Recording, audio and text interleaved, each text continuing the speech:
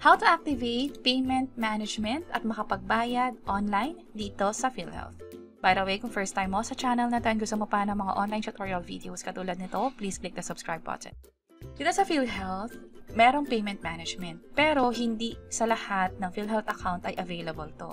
Ibig sabihin, pag nag-login ka, possible hindi mo pa to makikita kaagad. Kailangan mo pang pumunta sa PhilHealth para ma-enable to. At para ma-enable to, kailangan yung member category mo ay direct contributor, self-earning individual. At mag-declare ka rin ng monthly income. Kung hindi mo na-declare yung income mo and sinabi mo lang or in-update mo lang yung category, hindi pa rin mag-reflect itong payment management. Dapat pareho, direct contributor at may monthly income din. Ang minimum na monthly income ay 10,000 pesos. Kahit wala kang work, kahit naghahanap ka pa lang ng trabaho, 10,000 talaga yung i-declare mo na minimum kung sakaling wala ka pang income monthly. And based na rin yan sa latest contribution table ng PhilHealth, kung saan yung 5% ng 10,000 is yung 500. Ito yung minimum na contribution sa PhilHealth, 5,000 naman yung maximum. That's why yung pwede mong i-declare na income mo nga is at least 10,000 pesos. Kapag na-declare mo na yan, which is ilalagay mo siya dito sa PMRF form ng PhilHealth. Ito pala yun. Pwede mo itong i-download online or pwede kang manghingi ng form sa kanila. Dito yung part na i-declare yung monthly income. Hindi mo na kailangan ng additional requirements like yung ITR or affidavit. Instead, ilagay mo lang siya dito and i-check mo lang tong self-earning individual.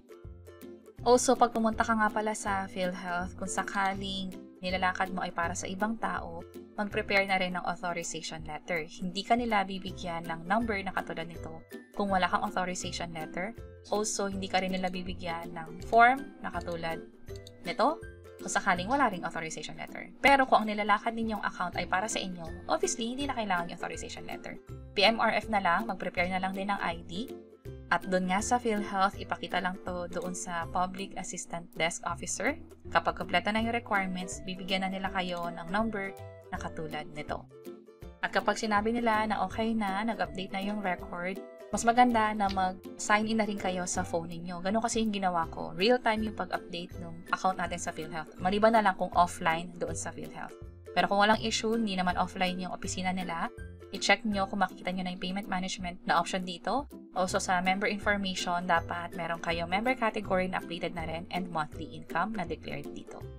Idagdag ko na lang din na sa experience ko, parang ilang beses ko itong ginawa kasi sa hindi maintindihan dahilan, biglang nawawala yung payment management dito. So, anong nangyayari ay nakapangatlong balik na ako sa PhilHealth para ma-update yung record ko at magpakita itong payment management system. Kung mapapansin nyo, pwede na ako mag-generate ng SPA dito. Piliin ko lang kung ilang buwan at pwede ko nang bayaran yung month na to. Yung mga binayaran nyo na rin ay mag-reflect dito sa SPA history sa PhilHealth account niyo. And that's it. Para naman sa step-by-step guide kung paano magbayad online, pwede nyo nang i-check itong nasa baba. Sana makatulong and see you sa mga next videos. Bye-bye!